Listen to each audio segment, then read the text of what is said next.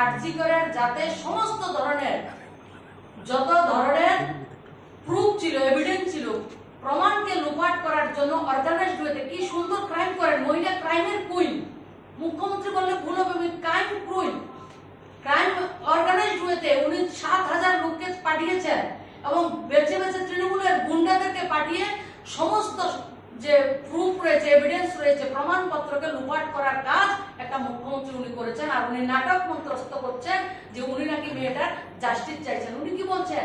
মেয়েটা থেকে ফেরত দিতে পারবো না, 10 লক্ষ টাকা দিয়ে দেবে। পশ্চিমবাংলার ক্যাটাগরি হয়েছে, কাকে কিভাবে র্যাপ করলে, কিভাবে মেয়েদের সম্মান নষ্ট করলে কত টাকা হবে উনি বেঁধে দিয়েছেন। একটা মহিলা, যে মহিলা হিসাবে আমি আজকে লজ্জিত যে একটা মহিলা এভাবে মহিলাদের উপর অত্যাচার হলে এই ধরনের ব্যবহার উনি করতে পারেন। এটা আজকে গোটা দেশ, শুধু রাজ্য নয়, ওই মেয়েটা বাংলার মেয়ে নয়, গোটা দেশের মেয়ে। সমস্ত দেশ, সমস্ত ডাক্তাররা যারা ভগবান হিসাবে আমরা জানি, সেই জায়গায় উঠে দাঁড়িয়েছেন। এবং আরেকটা নাটক, আরজি করের যিনি সুপার সন্দীপ ঘোষ, ওনাকে 4 ঘন্টার মধ্যে ওকে টার্মিনেট করা হয়নি, সাসপেন্ড করা হয়নি, ওনাকে ট্রান্সফার করা হয়েছে আরজি কর থেকে ন্যাশনাল ইনস্টিটিউট, আরো বড় হসপিটালে উনি তাকে গিফট করেছেন, ওনাকে পুরস্কৃত করা হয়েছে। পশ্চিমবাংলা এই ধরনের ক্রাইম হলে লোকদেরকে পুরস্কৃত করা হয়, ওটার প্রুফ উনি নিজে, মুখ্যমন্ত্রী নিজে করেছেন, তাকে পুরস্কৃত করা হয়েছে। আর যারা বিরোধিতা করছেন তাদেরকে কি করা হচ্ছে? 42 জন ডক্টরকে পশ্চিমবাংলার প্রত্যন্ত গ্রামে তাদেরকে ট্রান্সফার করা হয়েছে। আর 200-র উপরে যারা বিভিন্ন ধরনের পোস্ট টুইট করেছে, পেজে সেগুলিকে লাইক করেছে, সমস্ত অংশের নাগরিক যারা করেছেন, স্বতঃস্ফূর্তভাবে যারা নেমে এসেছেন, তাদেরকে ফোন করে করে তৃণমূলের গুন্ডারা ফোন করে করে জানের হুমকি দিচ্ছে, হুমকি দিয়ে তাদের টুইটগুলি ডিলিট করার জন্য কাজ করছেন। এই হচ্ছে পশ্চিমবাংলার সার্বিক পরিস্থিতি।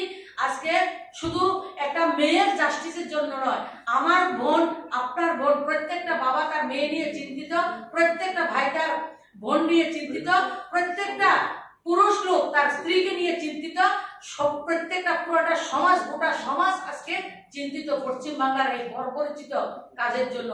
আর পশ্চিমবাংলার যে সরকারটা চলছে, গোটা সরকারটা একটা তালিবানি সরকার। 2021 থেকে আমি পশ্চিমবাংলা সংগঠনের সঙ্গে ওতপ্রোতভাবে যুক্ত রয়েছি। প্রত্যেকটা জায়গায় আজকে আরজি করের ঘটনা আমরা জানি, কামদুনি ঘটনা জানি, সন্দেশখালী জানি, হাঁসখালী জানি। প্রত্যেক দিন প্রতিনিয়ত অর্গানাইজড ওয়েতে হাজার হাজার সমস্যা তৈরি হচ্ছে। কাউকে কথা বলার অধিকার নেই, কথা বলার অধিকার ছিনিয়ে নিয়েছে। তো এই তালেবানি শাসন, পশ্চিমবাংলার সমস্ত শাসন ব্যবস্থাটা তালেবানি কায়দায় পরিচালিত হচ্ছে। তৃণমূলের গুন্ডা দিয়ে সরকারের কোনো কাজ নেই, পুলিশের কোনো কাজ নেই, শাসন প্রশাসন সেই জায়গায় ভুল লুণ্ঠিত, সেই জায়গায় গুন্ডাদের হাতে কুক্ষিগত হয়ে গেছে।